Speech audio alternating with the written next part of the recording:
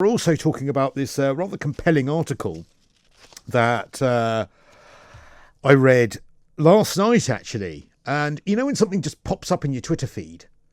And I was just found myself reading this for ages. It's a very, very long essay, and it is entitled Islamic Homophobia is Empowered by Leftist Silence. And the author of that article, Jimmy Bangash, who's a spokesperson for the Council of Ex-Muslims of Britain, joins me now live via video link. Evening to you, Jimmy. Hi, thank you for having me. Thanks for taking the time to talk to us tonight here on Talk Radio.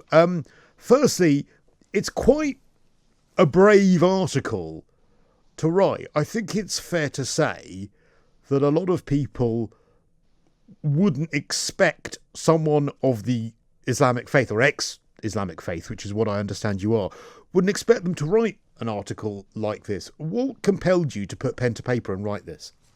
Yeah, that's an interesting question.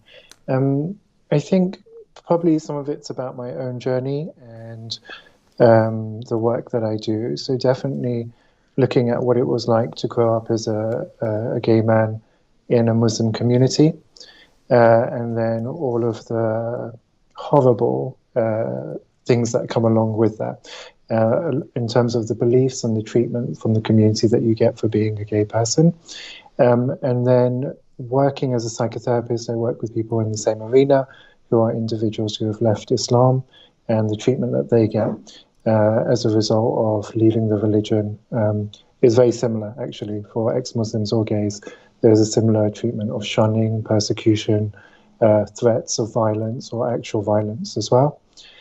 So I think that experience, but then coupled with that, when we see in society something happening and we think it's abysmal or abhorrent, we're usually very good at pointing it out and having a conversation around it. So if we see homophobia due to Christianity, for example, there's always a lot of noise around it, and there's a lot of condemnation, and public figures are standing up to call out the abusive behavior. But actually, there's something where when it's Islam that is the root cause of the homophobia, we seem to be silent about it. And I thought it was time that I kind of gathered all of the thoughts that I had around it and put it into an article for someone to publish. Obviously, such an article, because it's critical of Islam, isn't something that's readily taken up, particularly by LGBT publications, which is ironic because it is about homophobia. But I reached out to Queer Majority and they were happy to publish the article. And it really is a compilation of all of the different thoughts that I've been having over the years as working with a spokesperson of Council of Ex-Muslims of Britain and having spoken at various different events. This was pulling all of the strands together and saying, actually, this is a picture of the situation at hand. Because you're quite specific in the title that you are seeing it almost as a betrayal. The essay is called Islamic Homophobia is Empowered by Leftist Silence. Now, well, look, before we go on, I just want to make it clear to anyone listening, we're obviously not saying every single person who is of the Islamic faith is homophobic. Well, I gave an example at the top of the show that we have a London mayor who's clearly fought for rights within the gay community, and I think that should be commended. And I think that's always the big fear when people have these conversations, that it's going to stir up people saying, well, there you go, every single person of the Islamic faith is homophobic. And we'll get to that in just a moment, but you're very specific in saying that it's leftist silence. What do you mean by leftist silence? Yeah, so I think leftist silence as well as leftist silencing, yeah? So just like you said, we're not talking about every single person of Muslim heritage. And similarly, we're not talking about every single person on the left. There are people who do speak out against Islamic homophobia or speak up in response to supporting gay rights. But I can give you some examples which might best illustrate how people are silent around Islamic homophobia, or how they try and silence others whenever we speak about it. So one of the examples would be in 2017, when the Council of Ex-Muslims of Britain decided to march in gay pride. And what mobilized us to do that was actually that out of Chechnya at the time, there was a lot of reports coming up about gay people being rounded up, put into concentration camps. Some stories were coming out that gay people were being physically brutalized. And even And some came out Chechnya of, is a majority Muslim country, isn't it? yeah, indeed, yeah. And so what we decided to do was actually, let's go to gay pride and we'll march in support of all of the LGBT in Chechnya, whether they're Muslim or whether they're ex-Muslim. Yeah, it doesn't matter to us, actually, we're marching for gay rights. But because we're Council of Ex-Muslims of Britain, we wanted to bring attention to something that was a result of Islamic homophobia. So when we marched, we had some, really witty placards, I would say, that were poking fun at Islam and Islamic theology that condemns gay people.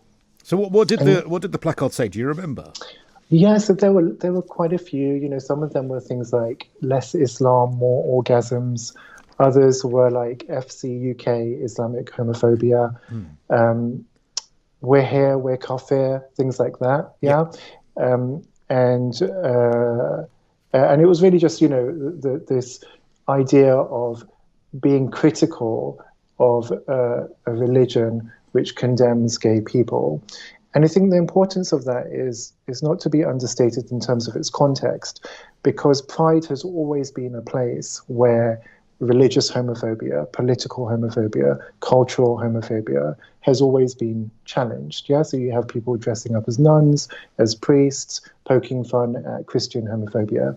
And quite close to us was a contingent of marchers who were poking fun at Christian homophobia, and they had signs saying things like "Jesus had two dads." Yeah, and then on the day, the police descended on us and told us to put our signs down, and that our signs were offensive, and that we shouldn't be marching with them. And we did highlight to them, well, actually, there's a Christian contingent over there that you don't seem to be giving the same attention to. But yet you're really focusing on us. What is that about? How comes when we're criticizing Islamic homophobia, the police come and try and silence us? But actually when people are criticizing Christian homophobia, the police couldn't be less interested. Yeah, those people are kind of celebrated because it's hilarious and people feel much more comfortable, don't they, criticizing Christian homophobia or even taking the mickey out of it. But that's quite telling that the police actually came and said to you, those signs are offensive, they will offend people. Yeah, and I think what you pointed out in terms of this celebration and this laughter, the joyfulness around, ridiculing Christian homophobia, it's important to think and realize that that hasn't just manifested out of the blue. So that is through the progression of the various stages that you go through when one blasphemes. So initially, when people were ridiculing Christian homophobia, it would have been shocking. It would have been really uncomfortable. It would have been a really difficult conversation. But we know that by not relenting, we've managed to get to a place where actually it's not seen as okay to be homophobic because your religion is Christianity. And I'd argue, as I do in my piece, that actually we don't afford the same level of scrutiny to Islam that we afford to Christian homophobia. Why do you think that is? Yeah, good question. So I think some of it's really nobly minded. So I think some of it's really nobly minded. So I think if you're looking at Western countries, so if you're looking at America, if you're looking at the UK, obviously Muslim people make up a minority. Yeah. And also there's this context of Islamophobia, which is a word that gets thrown around a lot. And in that context of there being a religious minority, and the word Islamophobia, there's always the context of racism as well. So I think one thing that people who might support gay rights, who might be on the left, think is actually, if I criticize Islamic homophobia, I'm risking or jeopardizing Muslims. I'm putting them at risk for being seen as disgusting or evil or homophobes or whatever. Yeah. So, and I don't want to do that. I'm not comfortable calling out Islamic homophobia in the way that I can call out Christian homophobia, because I don't want to put people in danger or put them at risk. And I think in a way that's quite nobly minded. It's kind of wanting to protect people. But at the same time, it has some really damaging ramifications, because if those of us on the left don't actually speak out about Islamic homophobia, well, then you just leave a silence. And the people who are going to be speaking out about it, who are going to be talking about it in very loud voices, are going to be people on the far right. They're going to be the ones who are demonizing Muslims as backwards, as barbaric, as the other.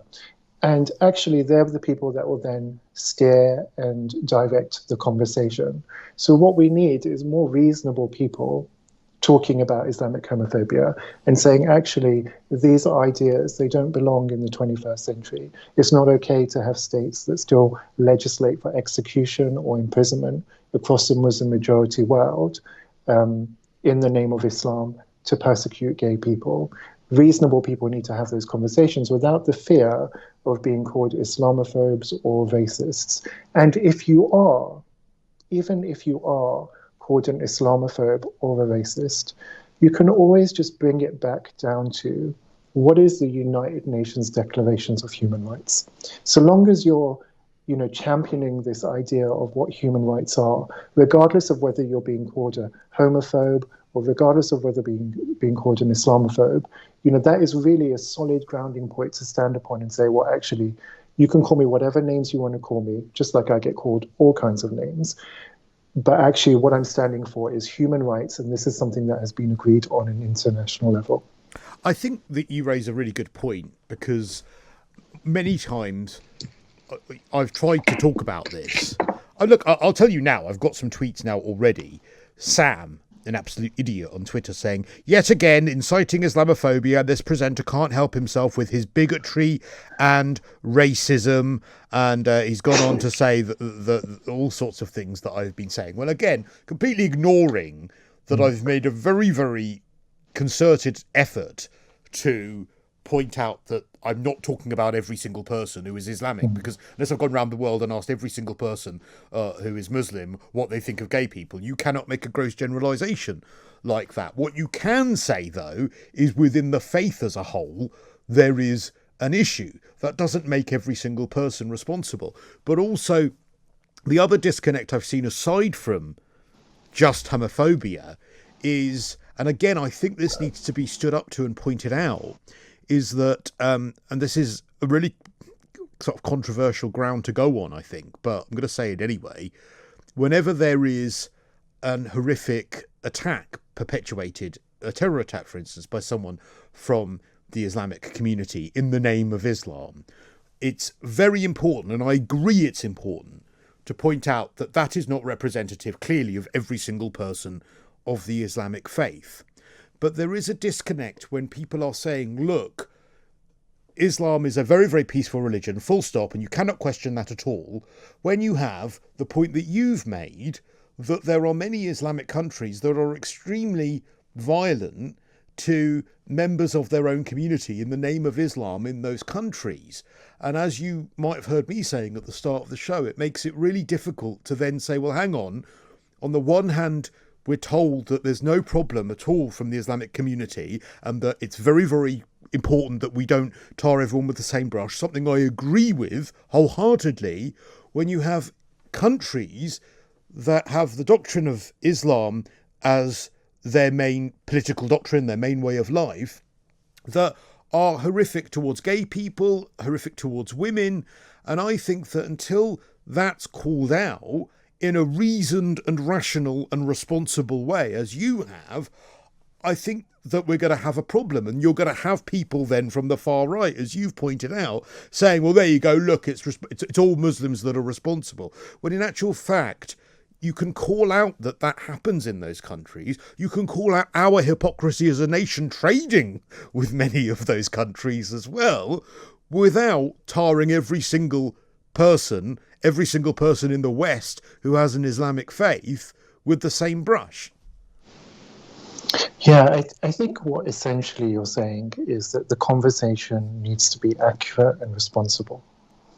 But I think that that has to be on both sides. So whether you're criticizing Islam, you need to be accurate and responsible. Yeah. And whether you're criticizing the prevalence, a normative stance of Islamic homophobia within the Muslim community, again, you have to be accurate and responsible, which is why the piece uses a lot of data from polls that have been taken in the UK or international polls like Pew Research 2013.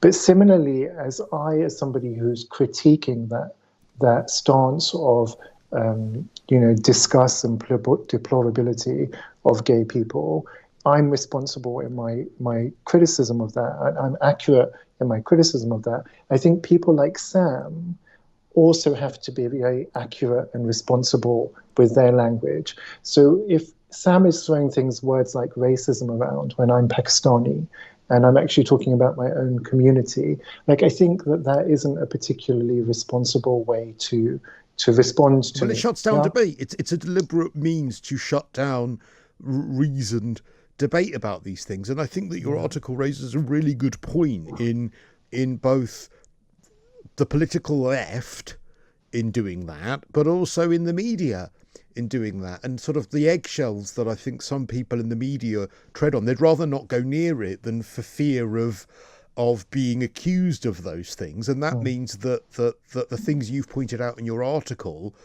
go completely unchallenged. Look, we're going to take a quick break, Jimmy, because we're a bit running over, and then we'll come back if that's all right, if you don't mind holding on through the break. So I've got a few more things that I want to ask you about, more especially exactly what reaction you've got from people to this article, and then we'll get to some of your calls on this coming up late night here on Talk Radio.